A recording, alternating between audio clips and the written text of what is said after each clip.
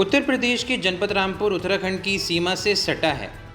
यही कारण है कि यहाँ पर जहरीले सांप अक्सर देखने को मिल जाते हैं। मौजूदा समय में बारिश हो रही है, जिस कारण अब जहरीले सांप अपने बिलों से निकलकर लोगों के बीच पहुँचना शुरू हो चुके हैं।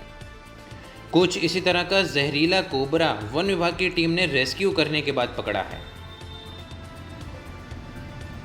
उत्तर प्रदेश का जनपद रामपुर तराई बेल्ट का वो इलाका है जहां पर कई तरह के सांप पाए जाते हैं, जिसमें कोबरा, वाइपर और अजगर अक्सर देखने को मिल जाते हैं।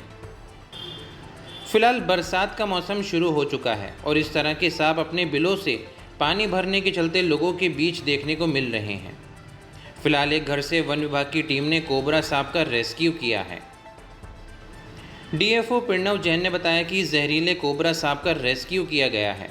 वहीं उन्होंने लोगों से आह्वान किया है कि ग्रामीण इलाकों में लोग लॉन्ग शूज़ का इस्तेमाल करें और अगर किसी को जहरीला सांप दिखाई देता है तो स्वयं उसको पकड़ने का प्रयास ना करें।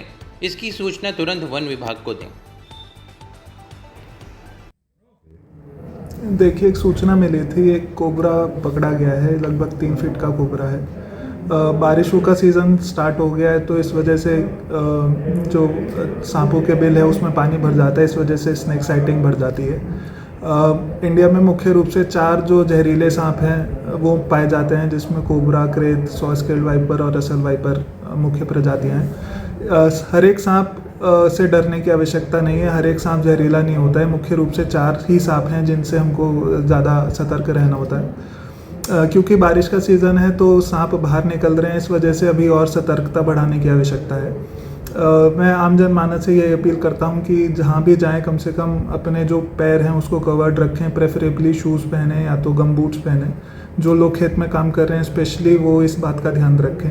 रात में निकलते वक्त हमेशा कोई टॉर्च वगैरह साथ में लेकर रखें ताकि अगर कोई जीव जंतु हो या सांप हो तो दिख जाए। इसके अतिरिक्त घर में साफ़ सफाई की आवश्यक ध्यान रखा जाए, साफ़ सफाई रहे। जूते और जो अन्य ऐसे स्थल हैं जहाँ पर सांप घुस सकते हैं उनको हमेशा झाड़ लिया जाए पहनने से पहले, ताकि इस प्रकार की कोई अनहोनी घटना से बचा जा सके। अच्छा, कितनी घटनाएं सामने आ जाती हैं अक्सर ऐसे मौसम में? देखिए, जो ऐसे गणना के हिसाब से हम एक्सपेक्ट करते हैं कि जो सामान्य रूप से हमको जो स्नेक रेस्क्यू ऑपरेशंस होते हैं उसमें 10 से 20% की वृद्धि इस बारिश के मौसम में हमको देखने को मिलती है। कुछ यहाँ पर अजगर वगैरह भी हैं लेकिन वो जंगल तक ही सीमित हैं। जो बाहर हैं वो मुख्य रूप से जो सबसे ज़्यादा सांप जहरीले में मिलता है वो वो कोबरा है जो यहाँ पर पाया जा रहा है। इसके अलावा यहाँ पर धामिन सांप भी है जो लोगों को डर तो लगता है लेकिन उससे डरने की आवश्यकता नहीं है, वो सांप जहरीला नहीं है। उसका सब लोग गूगल पे फ़ोटोज़ भी देख सकते हैं, एक बार थोड़ा जानकारी कर ली जाए किस तरह का उनका पैटर्न होता है। काला नाग तो हम जो कोबरा है उसका एक हुड रहता है, जैसे वो फनफनाता है, उससे आराम से पता चल जाता है। धामिन जो है वो जो सांप है वो पतला रहता है, लंबा रहता है, उसका मूवमेंट बहुत तेज़ रहता है, तो वो अलग सांप है, वो जहरीला नहीं होता है। तो ये ध्यान रख लिया जाए कि सांपों को अनावश्यक रूप से ना मारा जाए। अगर कोई सांप दिखता भी है तो तत्काल हमारे जो वन विभाग के नंबर हैं उस पर सूचना दी जाए, हमको फ़ोन कर लिया जाए, हमारी टीम रेस्क्यू कर लेगी सर। तो अब तक कितने सांप पकड़े जा चुके हैं और आगे रामपुर जनता के लिए क्या अपील करना चाहिए? देखिए, ऑन एवरेज हम 2 से 3 सांप पर डे पकड़ते हैं।